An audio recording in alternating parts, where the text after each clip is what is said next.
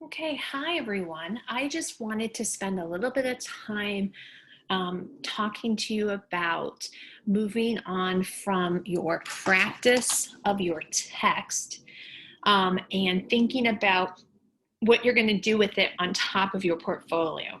So we practiced yesterday, we decided, or we looked at a bunch of different resources, and I would like you to think about which of the styles you want to use for your portfolio. I selected this one, so you might want to mark, circle something to let me know which one you are planning on using. So then when you are done with that, what you're going to want to do is practice your name. So I would practice your name whichever way you want it to be on your portfolio. You could do just your last name, like this example here. You could do your first name.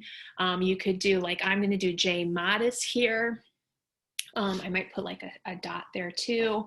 And if you have a big name, feel free to put the paper going horizontally across in order to be able to fit it. Okay, so there's a couple of tricks that you might want to use.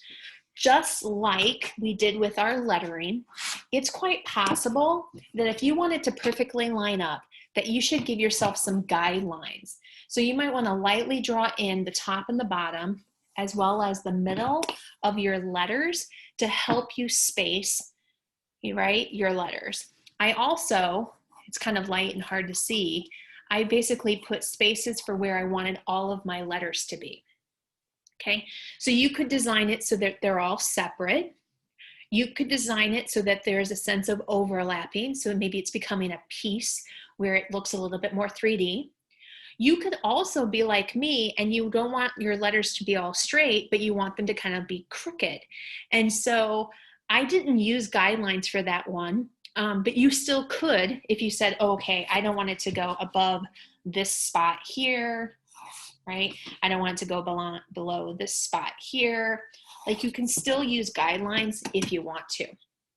But what I want you to focus on is that you would draw in your basic letters. So you would go in, right, maybe with those rectangles again, and you'd put in the basic shapes. And depending on your style, you might want to be really consistent, right? So you would want to think about, I feel like this is too wide.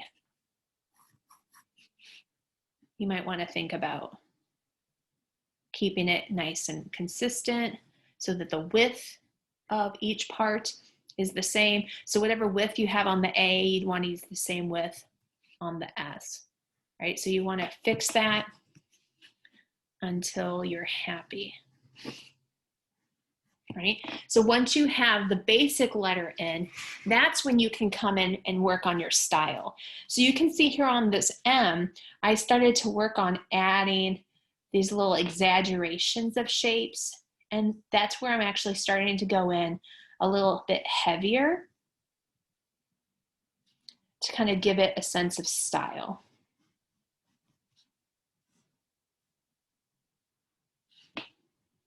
Now, the nice thing is still none of this is permanent. So if I don't like something, I can use the eraser and get rid of it, and I can fix it.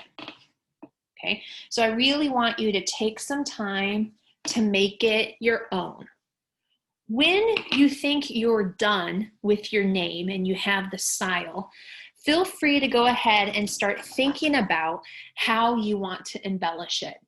Do you want to make it look three-dimensional with line weight? Do you want to add glares? Do you want to add decoration to it? I'd like you to start thinking about how you're going to plan that.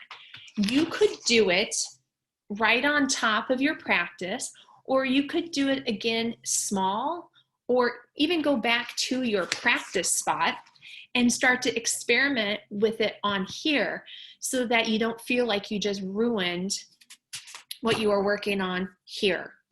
Another thing that you could do is you could go into your paper supply, and there should be some tissue paper. right? So I didn't give you a lot of this. I think I gave you like 4 sheets of it. Tissue paper is kind of transparent. And I would say that if you're gonna use this, you probably don't want to use like the center of it. You wanna use it sparingly. And then even if you only use part of it, you might want to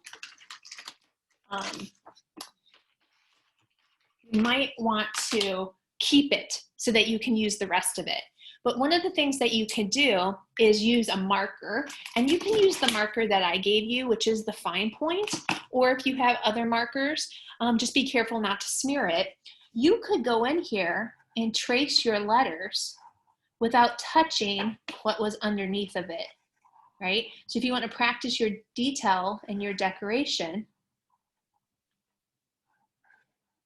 right? You could think about, okay, I'm going to add thickness on the bottoms. Maybe I'm going to add thickness on the right side of it.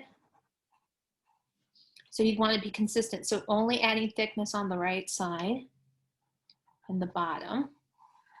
So when it starts to become the left, I stop for consistency, right? And if you're like, oh, maybe I want to put some, decoration on it,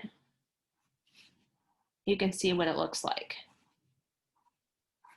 You're like, oh, I don't like that decoration. I could try it again. And then maybe this time I try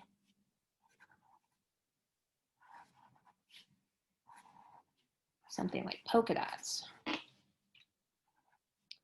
Maybe I try smaller polka dots inside of it.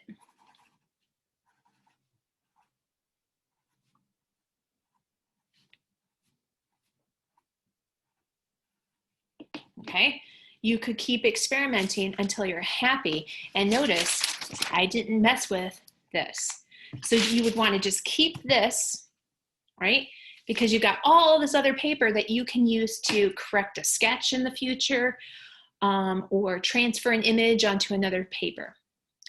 So that's what I want you to focus on today, is drawing out a whole word or your whole name to the way that you like it, and then starting to plan kind of decoration or design that you want within the shape or even on the outside of the shape, right?